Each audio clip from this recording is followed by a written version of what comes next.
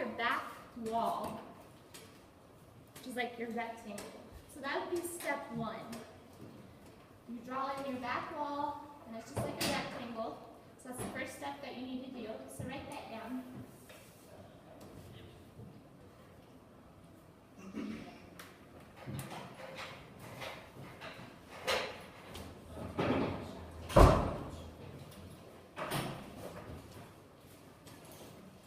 Okay, your second step is to add in your vanishing point. So a 1 point perspective, we just have 1 point. So you need to add in your vanishing point secondly.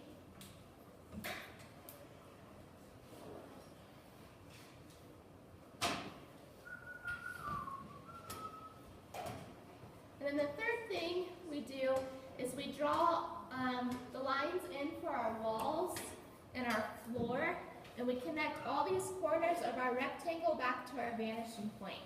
We connect them all individually. So if you didn't connect them all individually, your perspective may be a little bit off in your room.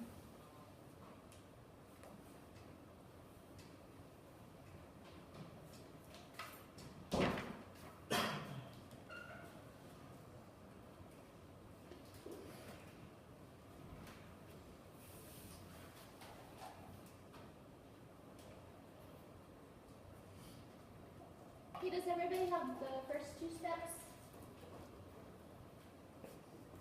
I'm going to erase them. In 1 point perspective, there are 3 line directions. There's only 3.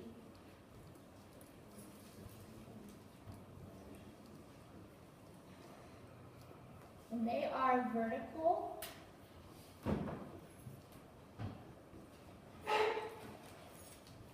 horizontal, and vanishing point. Everything else goes back to your vanishing point.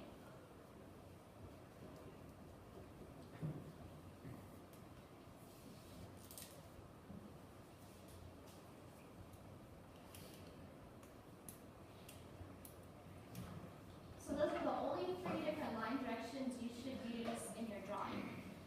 So if it's not vertical,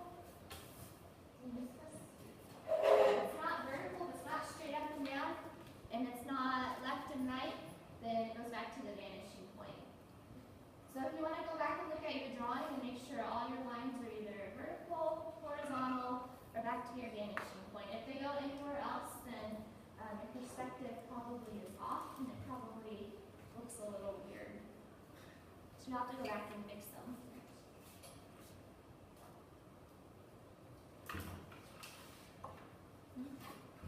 And then one tip I wanted to give you guys, and we kind of talked about this too when we first drew this bedroom, was using the edge of your paper and the edge of your ruler like a T-square. So to ensure that your lines are perfectly vertical and perfectly horizontal, you line them up, you line up your ruler with the edge of your paper. And that'll give you the right, the correct lines. Because if they're a little bit crooked, you'll be able to notice when you're finished that something doesn't look right, and it's probably because your lines aren't vertical or horizontal. And let's see. I also wanted to tell you guys too, when you're drawing furniture, to make it look like it's sitting on the floor, if you look at this one, it kind of looks like it's a built-in, like built into the wall. So to fix that, you would take these lines down a little bit further onto your floor so that it looks like it's sitting on the floor. You can see the difference between the 2. Like one looks like it's sitting on the floor, whereas the other one looks like it's like built into the wall. So that's something to keep in mind when you're adding furniture to your room.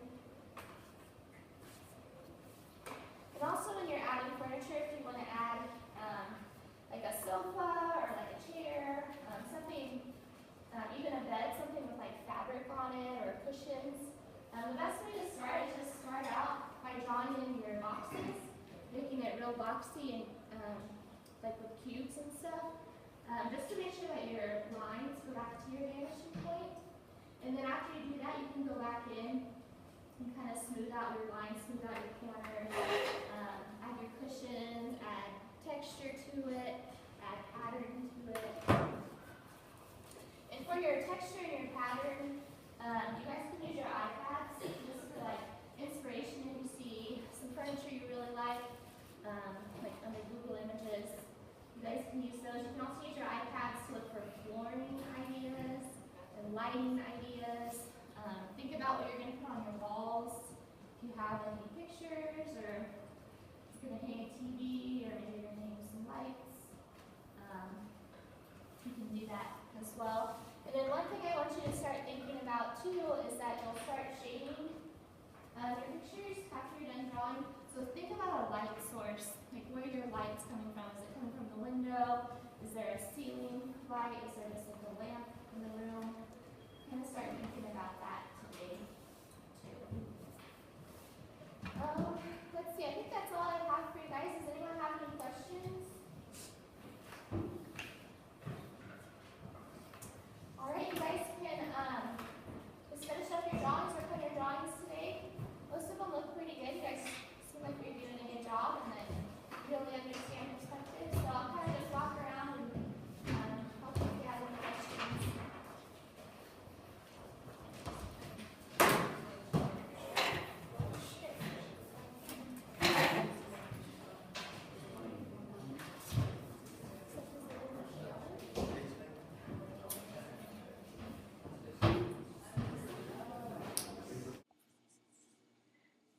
So for the differentiation of instruction as far as the individual and the groups of the students for this lesson, I feel like it's really important as a teacher to recognize the diversity of the learners within the classroom and realize that students have different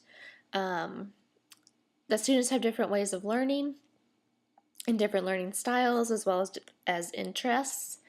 And so for this lesson, students are creating a one-point perspective drawing. And in order to get the students excited about perspective, which can become really boring very quickly, I allow them to draw a room of their choice.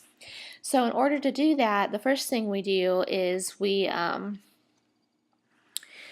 of brainstorm as a class different types of rooms. And then I wrote them up on the board and I told them, you can pick one of these rooms, or if you have a different idea, you can pick, whatever you want to do. Really, the sky's the limit. I show them pictures of bathrooms, bedrooms, kitchens, and I think there's one of like a dresser, one of like a trophy case. Really, the sky's the limit on this. And since some students may have a hard time coming up with things to draw in a room, I tell them, you can use your iPads to look up pictures of rooms or furniture, just to like give you some inspiration as far as like what to draw and what to draw in your room. And that also goes along the same lines of when I told them to start thinking about flooring, textures of fabric or surfaces, and then also their lighting, and they're able to use their iPads to come up with ideas for those things. I feel like this also kind of incorporates a higher level of thinking by telling them to think about their light source. So when they shade their drawing, they have to think ahead of like where the shadows are going to be, where the light's coming from. And then one thing that also kind of they have to think ahead too is like as far as the layout of the room, what they're going to put in their room and where they're going to put it and things like that. I adapt this lesson as far as like those that work a little bit slower or have a hard time like coming up with things and they just are a little bit behind everyone. I just tell them, if you're not at this certain point by the end of class, you need to think about coming in during mentoring, which my school has a mentoring period, which is like kind of like a study hall where the students can go to the classes that they're behind in or that they're failing in, and they can like get caught up. And I recommend that if they are, not at that point, that they come in so they don't get too far behind, or so that they can get caught up and, get caught up with everyone else, and then we can move on as a class to a new project, hopefully eventually. One thing too is that the students they're allowed to listen to their own music, and I understand that everyone works differently, and some students, sometimes it just has to be completely quiet to work, and some students work better listening to music. Um, some challenges in this lesson. I usually walk around the room to check on everyone's work, and I help them wherever it's needed, usually by offering suggestions, because I feel like there's something they can always add. If it looks like they are struggling, then I will actually take the pencil and show them the correct way to do something. If it looks like the whole class is struggling on one thing, I take that opportunity to just kind of quickly reteach, touch base over that particular item. An example would be, there was an example on the board, and it had a border around it, and all the students, instead of drawing over their whole entire page, were drawing borders on their paper, which, I mean, the example showed that, but that's not what the example was. The example was showing different types of perspective, and they drew just kind of a small picture of it. So the students in turn were drawing theirs really small too. So that's something that I would probably change too, is I make sure that my examples are exactly like how I want my students to do it, or how I want them to lay it out. So that's something that I would definitely change next time. The hardest thing about differentiated learning, I think, is keeping some of the students on task. Either they are the students that just, they have a hard time staying focused, or they're just not into the project. I realize that not everyone likes to draw, and I realize that not everyone really some people just don't feel the project, they're just not into it. And while I think it's important to expose them to the different types of media and techniques, I do understand that some people just, it's just not their thing. And maybe next time when we do clay, maybe those kids will really be more into it. So I feel like that's probably one of the challenging things is, I realize when you're not into it, you're just not into it. And, but it's hard to just encourage them and just push them to do their best regardless. So as far as areas needing improvement, or areas needing change, like I mentioned before, just making sure that my examples that I show the kids are good examples, I guess. I'm not really sure. Otherwise, this is an intro to art class, so it's the first class the students have to take. For most, this is probably the first perspective they have done. I really try to tell the students, try to explain to them how it clicked for me, such as the 3 different directions of lines, vertical, horizontal, and everything else goes back to the vanishing point.